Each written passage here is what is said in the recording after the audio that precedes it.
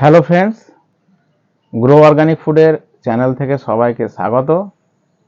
আজকে একটা বেগুন চাষের প্রতিবেদন নিয়ে আপনাদের কাছে হাজির হয়েছি। তো বন্ধুরা, বিষমুক্ত বেগুন আমরা কিভাবে চাষ করব সেই নিয়ে আজকের আলোচনা। তো প্রথমেই আমাদের ভালো জাতের বীজ সংগ্রহ করতে হবে। বীজটা আমরা বাজার থেকে সংগ্রহ করতে পারি, অনলাইনের থেকেও সংগ্রহ করতে পারি। প্রথমত বীজটা সংগ্রহ করার পরে এবার হচ্ছে যে আমরা বীজটা কোথায় লাগাবো। যাদের ছাদ বাগান আছে সেখানে লাগাতে পারেন, যাদের ব্যালকনি আছে তারা লাগাতে পারেন, যাদের বাড়ির সামনে জায়গা থাকে পড়ে বা পিছন দিকে জায়গা থাকে, ব্যাকয়ার্ড ফার্মিং বলা হয়, সেখানেও করতে পারেন। যাদের জমি আছে ছোট টুকরো জমি সেখানেও করতে পারেন।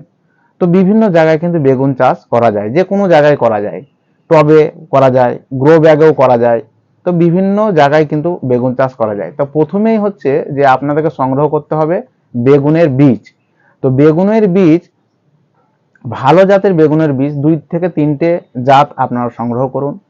সংগ্রহ করার পরে একটা নার্সারি, প্রথমে নার্সারি একটা বানান, যাতে বীজগুলো এইভাবে বানাবেন যাতে বীজগুলো আপনার দিয়ে একটা ট্রেতে দিয়ে আপনি ভালো করে গোবর সার দিয়ে ওটাকে লাগান, মাটি একটু মিশিয়ে দিয়ে ওখানে আপনার চারাগুলো 15 থেকে 20 দিনের মধ্যে প্রস্তুত হয়ে যাবে।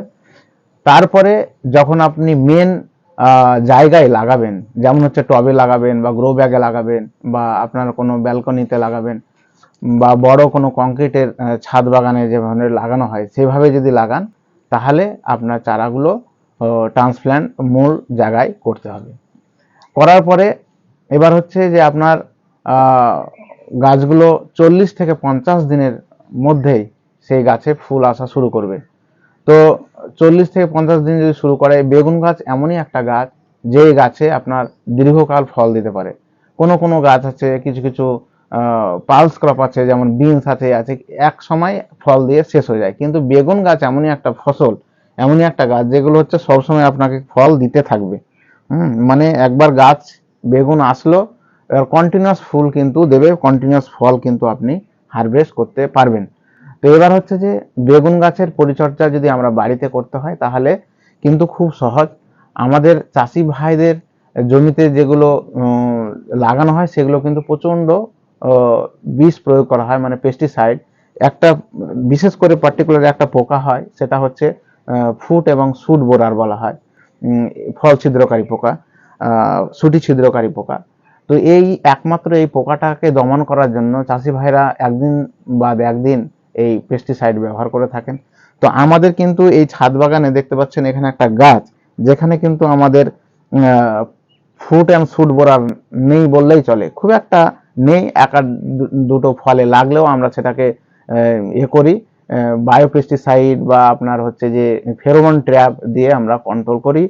তো ছাদ বাগানে সাধারণত এই পোকার উপদ্রব সেরকম ভাবে হবে না যদি আপনারা জৈব পদ্ধতিতে চাষ করেন। তো আমি সাজেস্ট করবো যে জৈব পদ্ধতিতে আপনারা চাষ করুন, তাহলে বিষমুক্ত আপনারা বেগুন পাবেন। তাছাড়াও ভালো সুন্দর বেগুন পাবেন। বেগুনের সাইজ আশানুরূপ না হলেও কিন্তু আপনি একটা শুদ্ধ খাবার কিন্তু খেতে পারবেন।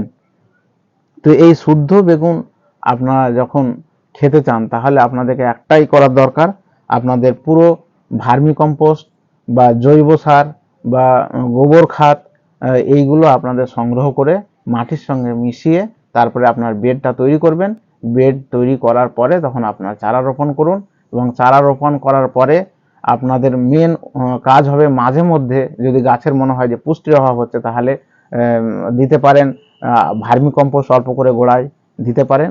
তাছাড়াও আপনি যে বোন মিল ওটাও দিতে পারেন, বা আরও কিছু জৈব পদার্থ আপনি দিতে পারেন, যেগুলো হচ্ছে বাড়িতেই আমরা তৈরি করে থাকি, যেগুলো হচ্ছে কিচেন ওয়েস্ট থেকে আপনি কম্পোস্ট তৈরি করে আপনি গাছের গোড়ায় দিতে পারেন। সেটা খুবই উপকারী গাছের জন্য এবং গাছের বৃদ্ধি ভালো হয়, পোকামাকড়ও লাগে না, এবং সবথেকে ভালো হবে যদি আপনি অর্গানিক্যালি পিওর অর্গানিক পদ্ধতিতে আপনারা চাষ করেন।